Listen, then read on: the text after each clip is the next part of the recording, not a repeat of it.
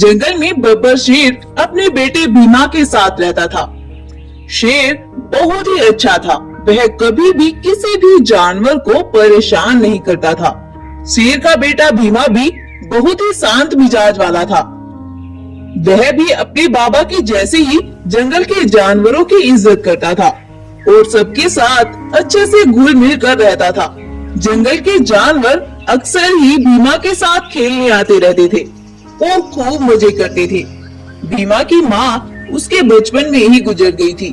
उस बेचारी का किसी ने कत्ल कर दिया था। इसीलिए भीमा आज भी अपनी माँ को याद कर करके खूब रोता था और काफी परेशान रहता था। शेरनी के मरने के बाद शेरनी दूसरी शादी कर ली थी अपने बच्चे की अच्छी परवरिश के लिए। लेकिन यह शेरनी तो बड़ी ही जालिम थी। वो कभी भी उसका ख्याल नहीं रखती थी। इसीलिए भीमा को और भी ज्यादा अपनी माँ की याद सताती थी। वो कभी कभी जब भी अकेला होता था तो वो अक्सर ही अपनी माँ के बारे में सोचने लगता था। काश मेरी माँ आज जिंदा होती तो मैं आज ऐसे ना रो रहा होता। भगवान प्लीज कैसे भी करके मेरी माँ को मेरे पास भेज दो ना भगवान प्लीज। वो ऐसा बोल के बहुत रोता है और अपनी गुफा की ओर चल पड़ता है।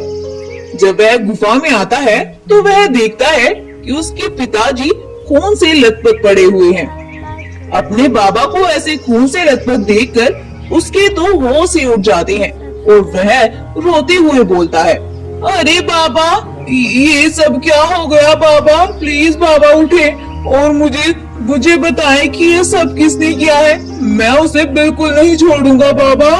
उसको ऐसे रोता हुआ देखकर शेरनी बोलती है, अरे बेटा मुझे भी नहीं पता ये सब किसने किया है। मैं भी अभी अभी यहाँ आई हूँ। शेरनी समझ रही थी कि शेर तो अब मर ही जाएगा। इसीलिए वह शेर के बेटे को दिलासा देती है। शेर का बेटा भीमा जल्दी से भाग कर जाता है और भालू हकीम को बुला कर लाता है। भालू हकीम शेर को देखकर बोलता है, अरे बेटा तुम्हारे बाबा की तबीयत बहुत खराब है।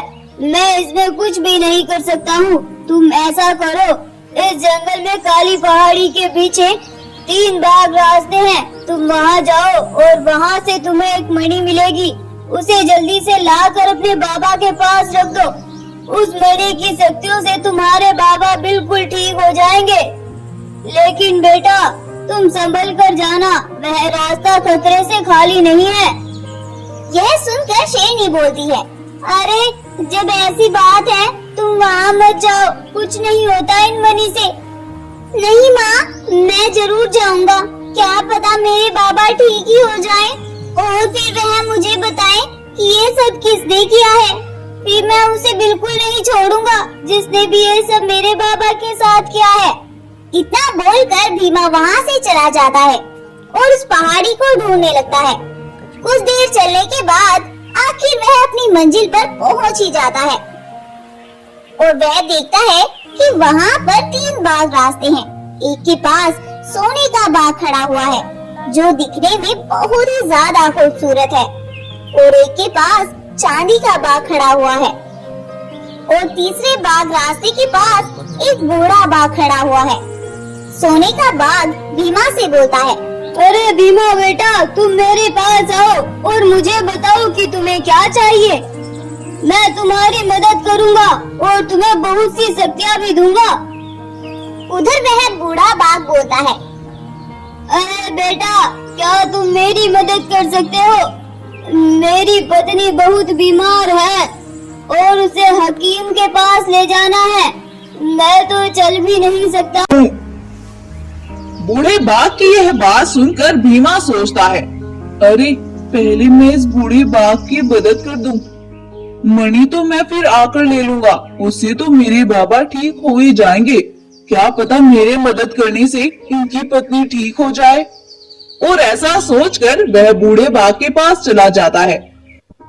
तभी वह देखता है कि वहाँ से वो 2 रास्ते गायब हो गए हैं और वह बूढ़ा बाघ एक सोने के विशाल बाग में बदल गया है।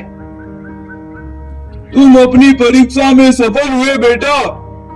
ये लो मणि और इसे ले जाकर अपने बाबा के पास रख दो, इससे तुम्हारे बाबा बिल्कुल ठीक हो जाएंगे।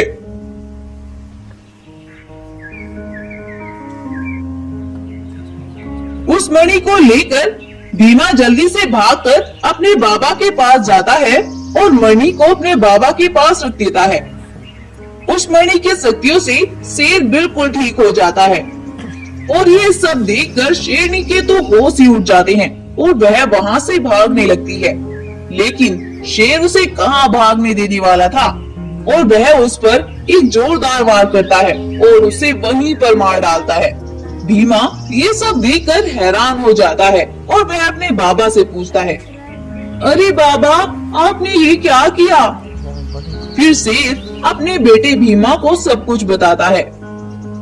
बेटा, इसने कुछ दिन पहले तुम्हारी माँ को मारा था और आज इसने मेरे साथ भी यही किया है और इसने मुझे बताया कि मैंने ही तुम्हारी पत्नी शेरनी को कुछ दिन पहले मारा था। मैं जंगल पर अपना हुक्म चलाना चाहती थी और शेरनी के होते हुए मैं ये सब नहीं कर सकती थी, इसीलिए मैंने अपना रास्ता साफ करने के लिए ये सब किया।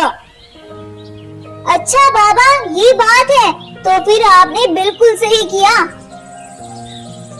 ऐसा करने के बाद उनकी जिंदगी बिल्कुल खुशहाल हो जाती है और वह सभी जानवरों के साथ जंगल में फिर से खुशी खुशी रहने लगते हैं।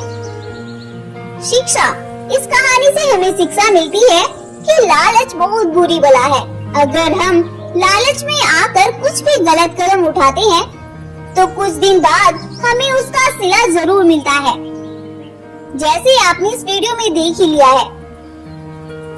स्टोरी पसंद आई हो तो इस वीडियो को लाइक करें, अपने दोस्तों के साथ शेयर करें और ऐसी ही और अमेजिंग और इंटरेस्टिंग वीडियोस के लिए हमारे चैनल को अभी सब्सक्राइब करें और साथ ही बेल आइकन को भी प्रेस कर लें, जिससे कि हमारी न्यू वीडियो की नोटिफिकेशन सबसे पहले आप तक पहुंचती रहे। Thank you.